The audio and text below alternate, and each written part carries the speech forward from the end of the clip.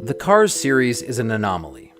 A bizarre dystopian world where cars are imbued with human traits, and motorized vehicles seem to be the only living organisms remaining on Earth. But the filmmakers chose to largely ignore these underlying implications, to instead focus on the lighthearted adventures of hotshot race car Lightning McQueen and his friendships forged in the quiet town of Radiator Springs. The second film tried something completely different, admirably so, with a globe-trotting spy adventure that attempted to expand the Cars world, placing the comic relief sidekick Mater as the central protagonist, while exploring even more wacky possibilities of car-related humor.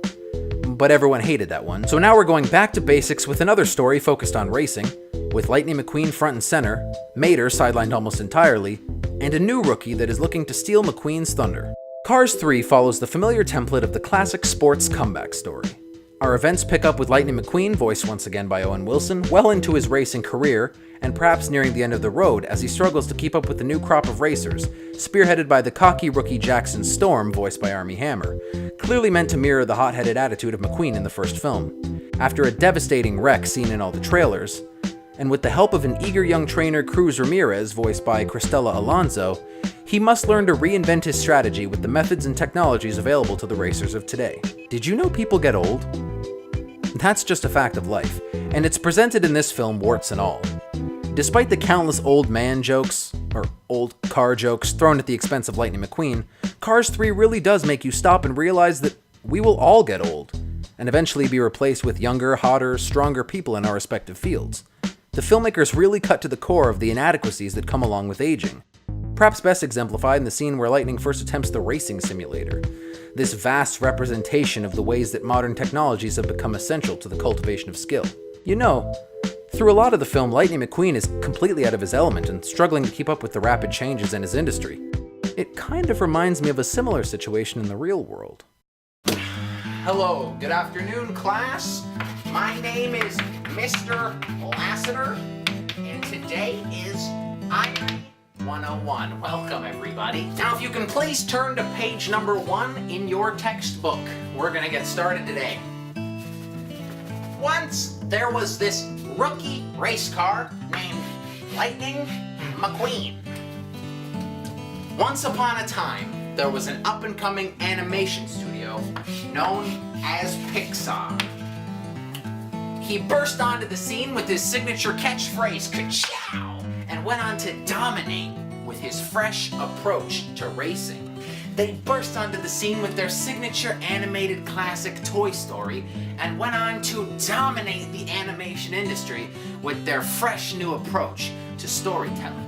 You see, he won numerous Piston Cups over the course of his career. So many Piston Cups. So many. The studio won 16 Academy Awards since their inception in 1986. But then, something happened.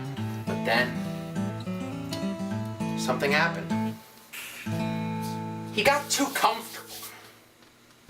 Way too comfortable. Cars 2, Brave, Monsters University, not particularly offensive films, but far from the fresh, forward-thinking animation that audiences had come to expect from them. So Lightning had to switch it up in order to keep up with the new hotshot in town, Jackson Storm.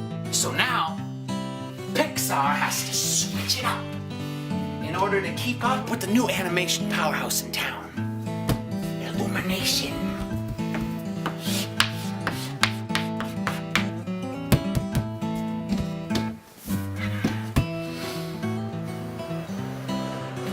Any questions? Is it ironic that Illumination ripped off Toy Story with The Secret Life of Pets? Who's learning from who here? You might be onto something, kid. Now, all jokes aside, when I first sat in the theater and the opening moments of the film started to play out, I wondered to myself who exactly this movie was really made for.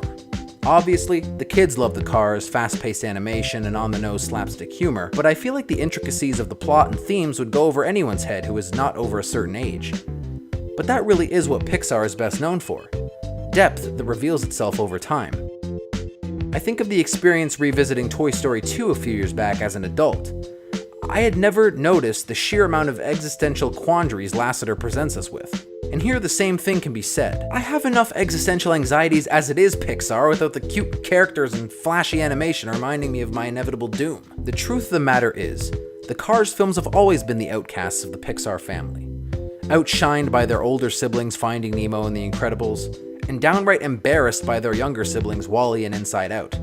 They've always struggled to find their own identity outside of being little more than $150 million toy commercials for little kids who will buy literally anything with Lightning McQueen's big dumb face on it. So as the final race unfolded on screen, and the sequence reached its climactic and triumphant crescendo, it dawned on me.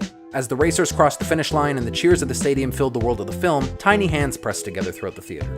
A few at first. Then more began to join in. Entirely unprovoked, completely spontaneous applause. I'm a cynical asshole. I never claim to be any more or any less. And in that moment, it became perfectly clear why this movie exists. It's for them.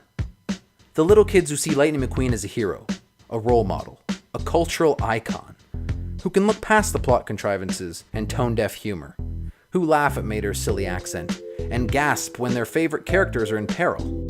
Did I love Cars 3? No, not particularly. In fact, if they don't make a Cars 4, I feel like I would never have the urge to ever watch this thing again. But this movie wasn't made for me. It's for the kids. And seeing them cheer and applaud the outcome of the film made me believe, even just a little bit, that there was still some wonderment to be found in the theater-going experience. Even in a world of smartphones and fidget spinners, there are still movies that kids can get excited about, and even parents can appreciate the subtext. And on top of it all, there are no minions involved. And I think, whether young or old, we can all appreciate that. Cars 3. I wasn't really expecting much. The trailer painted a lot more of a grim affair, but it was basically the lighthearted adventure you'd expect. It was a decent sports comeback story. I was also impressed at how they touched on the legacy of Doc Hudson and how that affected Lightning McQueen. And I'm very happy that even though I didn't particularly like this film, I can recognize that others will, and it's designed to be a crowd pleaser. Those are my thoughts on Cars 2. If you have seen the film, please leave your thoughts down in the comments below. I enjoy reading other people's takes on films. You can enjoy more of my reviews at your leisure. There are plenty to sift through now. My name is Nicholas Jansen, and thank you very much for watching. Ka-chow.